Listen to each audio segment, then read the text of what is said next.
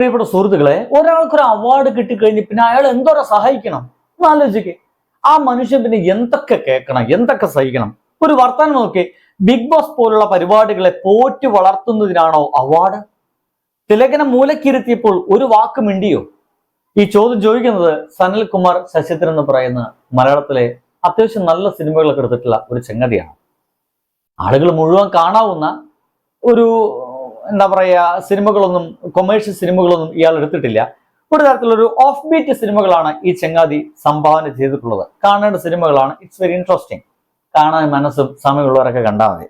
എന്ന് പറയുന്നത്, സിനിമയ്ക്ക് നൽകിയ സമഗ്ര സംഭാവനയ്ക്ക് രാജ്യം ദാദാ സാഹേബ് ഫാൽക്കെ പുരസ്കാരം നൽകി ആദരിച്ചിരിക്കുകയാണ് നമ്മുടെ നടനെ മോഹൻലാലിനെ. നമുക്കറിയാം, ഇന്ത്യക്കകത്തും പുറത്തുള്ള ആളുകളൊക്കെ ഇദ്ദേഹത്തെ വാനോളം പുകഴ്ത്തിക്കൊണ്ടിരിക്കുന്നുണ്ട്.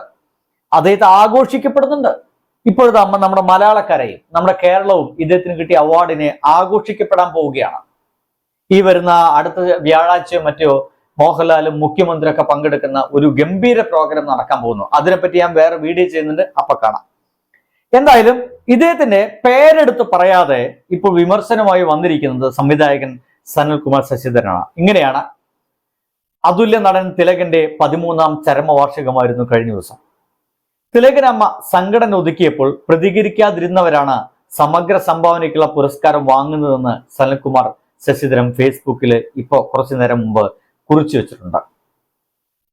ഇദ്ദേഹത്തിന്റെ ഒരു കുറിപ്പ് ഇങ്ങനെയാണ്: തിലകനില്ലാത്ത മലയാള സിനിമ 13 വർഷങ്ങൾ താണ്ടി. മലയാളം കണ്ട ഏറ്റവും മികച്ച നടന്മാരിൽ ഒരാളായ തിലകനെ അമ്മ എന്ന മാഫിയ സംഘടന വിലക്കുകയും ഒതുക്കുകയും മൂലക്കിരുത്തുകയും ചെയ്തപ്പോൾ അതിനെതിരെ ഒരു വാക്കുപോലും മിണ്ടാത്ത മഹാരഥന്മാർ സിനിമയ്ക്ക് നൽകിയ സമഗ്ര സംഭാവനയ്ക്കുള്ള അവാർഡുകൾ വാങ്ങുന്നു. എങ്ങനെയുണ്ട്? നമ്മുടെ മോഹൻലാലിനെ അവഹേളിക്കുക അല്ലെങ്കിൽ കളിപ്പിക്കുക എന്നുള്ള ഉദ്ദേശം മാത്രമാണ് ഈ ചങ്ങാതിക്കൊക്കെ ഉള്ളൂ എന്ന് എനിക്ക് തോന്നുന്നു കേട്ടോ.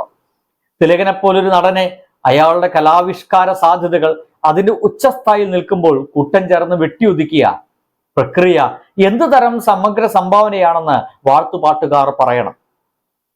എഴുത്തുകാർ എഴുതി സംവിധായകർ ഒരുക്കുന്ന കഥാപാത്രങ്ങൾ അവതരിപ്പിക്കുന്ന അഭിനേതാക്കൾ ഏതെങ്കിലും രീതിയിൽ സമഗ്ര സംഭാവനകൾക്ക് അർഹരാവുന്നത് അവർ തങ്ങൾ പ്രവർത്തിക്കുന്ന മേഖലയിൽ തങ്ങളുടെ ശക്തിയും പ്രസക്തിയും ഉപയോഗിച്ച് ഗുണകരമായ മാറ്റങ്ങൾ കൊണ്ടുവരുമ്പോഴാണ്.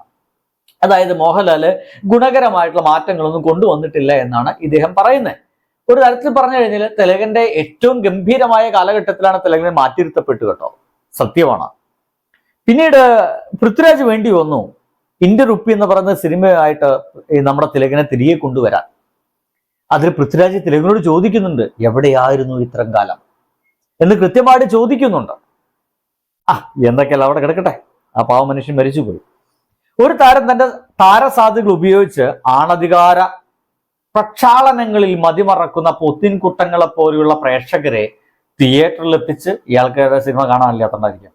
മുതലാളിമാരെ കൂടുതൽ മുതലാളിമാരാക്കുകയും കോടികളുടെ സമ്പത്ത് വാരിക്കൂട്ടുകയും ചെയ്യുന്നത് ഗുണകരമായ മാറ്റമാണോ?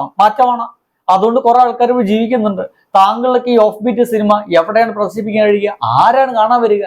നിങ്ങൾ ഈ പറയുന്ന കലാമൂല്യം ഗംഭീരം ഉണ്ടെന്ന് പറയുന്ന സിനിമകളൊന്നും ആരും കാണാൻ വരില്ല. അപ്പൊ ഇവിടെ ആൾക്കാർ ആരും ജീവിക്കേണ്ടെന്ന് നിങ്ങൾ ഉദ്ദേശിക്കുന്നത്? എന്തുവാണ് താങ്കൾ ഈ പറഞ്ഞുകൊണ്ടിരിക്കുന്നത്? എന്തായാലും ശരാശരിയിൽ താഴെയായ മലയാളി പ്രേക്ഷകരുടെ ഒളിഞ്ഞുനോട്ട മനോഭാവത്തിന് വളമിടുന്ന ബിഗ് ബോസ് പോലുള്ള പരിപാടികളെ പോറ്റി വളർത്തുന്നതാണ് സംഭാവന. അങ്ങനെയും ജീവിച്ചോട്ടെന്നേ കുറെ ആൾക്കാർ. അതും നമ്മുടെ നാട്ടിൽ നടക്കുന്ന കാര്യങ്ങളൊക്കെ തന്നെയല്ലേ. ബിഗ് ബോസ് നമ്മുടെ ഓരോ കുടുംബത്തിൽ നടക്കുന്ന പരിപാടിയാണ് ഈ ബിഗ് ബോസ് എന്നൊക്കെ പറയേണ്ടി വരും. ഓരോ കുടുംബത്തിൽ ഇങ്ങനെ പലരും ബിഗ് ബോസ് ആണ്, പലരും അതിലത്തെ കളികളാണ്, എന്തൊക്കെയും നടക്കുന്നില്ലേ.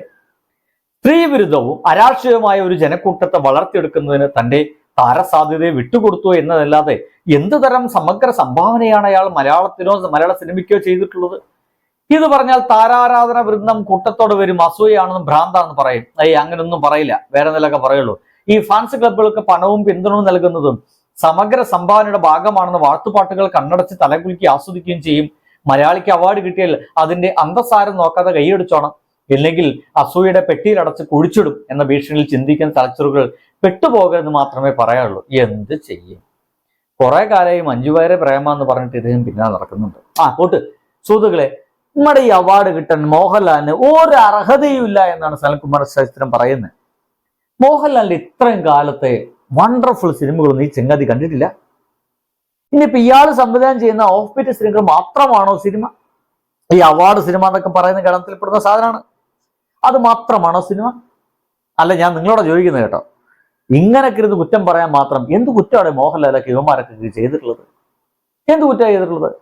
നമ്മളൊക്കെ ആസ്വദിക്കാൻ മാത്രം തക്കതായിട്ടുള്ള കിരീടം പോലെയുള്ള, ചെങ്കോല് പോലെയുള്ള, പിന്നെന്താ ആറാം തമ്പുരാൻ പോലെയൊക്കെയുള്ള, നമ്മളെ ത്രസിപ്പിക്കുന്ന വാനപ്രസ്ഥം പോലെയുള്ള വണ്ടർഫുൾ ആയിട്ടുള്ള, പിന്നെ എടുക്കുക കുറെ ദശരഥം പോലെയുള്ള വണ്ടർ വണ്ടർ വണ്ടർ വണ്ടർ, പിന്നീടല്ലോ പറയാനൊക്കെ കുറെ പേരുകളൊന്നും എനിക്ക് കിട്ടുന്നില്ല.